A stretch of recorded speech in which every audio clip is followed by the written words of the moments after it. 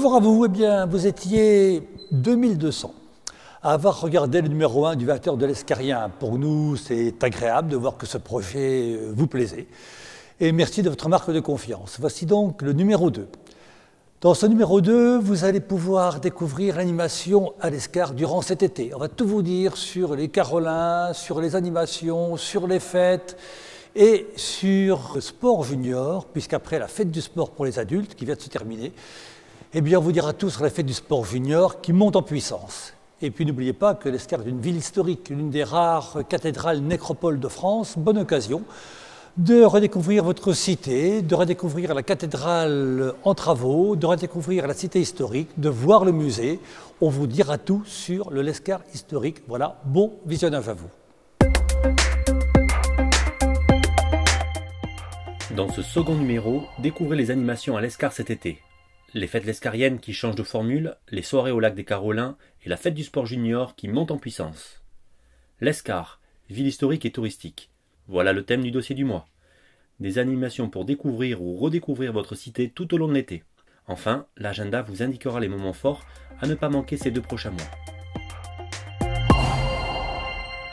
Changement de date et de formule pour les fêtes patronales avec une mise en lumière de l'Europe, et notamment de l'Espagne dont nous fêterons les 30 ans de jumelage cette année. Nous avons décidé de ramener les dates des fêtes de l'Escar du dernier week-end d'août aux alentours du 14 juillet parce qu'il y avait une proximité par rapport au mystère de la Cité qui était un petit peu trop grande. Ça s'appelle Bonne Fête l'Escar et cette année on fête l'Europe en fait. On fait 3 jours, le vendredi soir au lac des Carolins, la guinguette ouverte, barbecue allumé. Les Portugais de l'Escar nous feront des sardines et poulets grillés. Et puis samedi, ce sera la soirée, la journée espagnole avec en grand phare le concert de Kimbala qui est quand même un groupe qui commence à être connu sur la région. Dimanche, journée anglaise avec Patchwork et lundi, journée française avec une sono le soir et le grand feu d'artifice qui avait lieu avant donc, le dernier week-end d'août et qui aura lieu donc le 13 juillet au soir. Cet été, le lac des Carolins se transforme en guinguette. Le vendredi soir, il y aura à peu près 9 soirées, juillet-août, tous les vendredis soirs, donc une sono ou un groupe qui viendra enchanter les gens qui seront là, qui pourront profiter des barbecues qui seront allumés par l'équipe.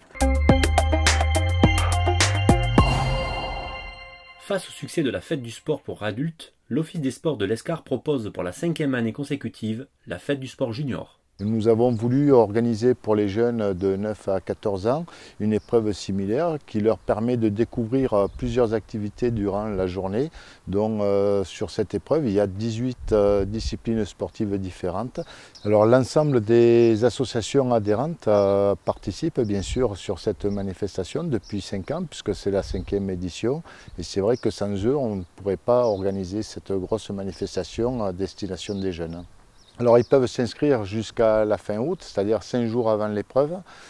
C'est une épreuve qui se déroule par équipe de 4, garçons, filles ou des épreuves mixtes, puisqu'il va y avoir des classements en fonction de ces catégories-là.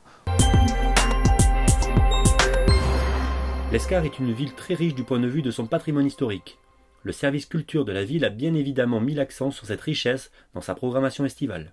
La saison culturelle de printemps s'est achevée, elle a été dense, intense, avec nos galas des écoles artistiques, avec le festival de théâtre amateur, avec l'ensemble des manifestations qui ont eu lieu aussi à Emmaüs. Nous avons eu ici à la cathédrale aussi ce magnifique concert du chœur Exultate, le Requiem de Mozart, qui a joué à guichet fermé.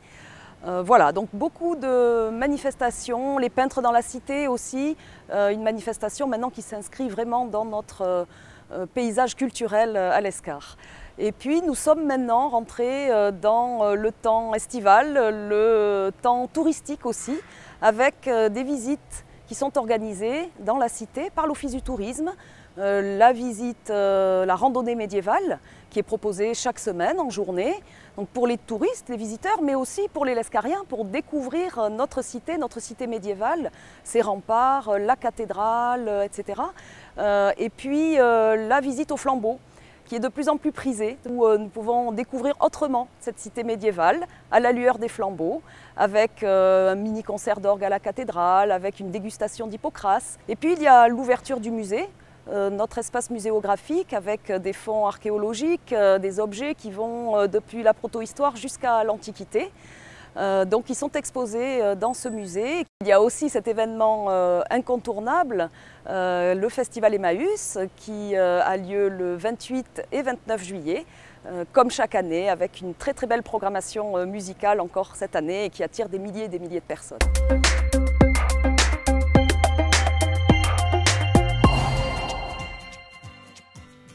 À vos agendas.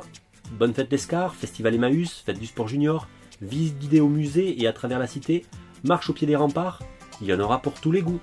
Renseignements et infos pratiques sur votre site internet lescar.fr.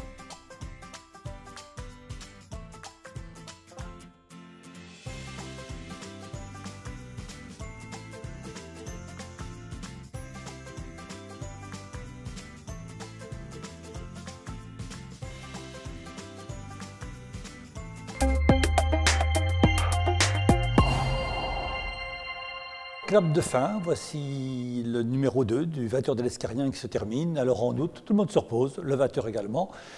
Le rendez-vous prochain est donc le 7 septembre. Donc bonnes vacances à vous, profitez-en bien, bonne rentrée.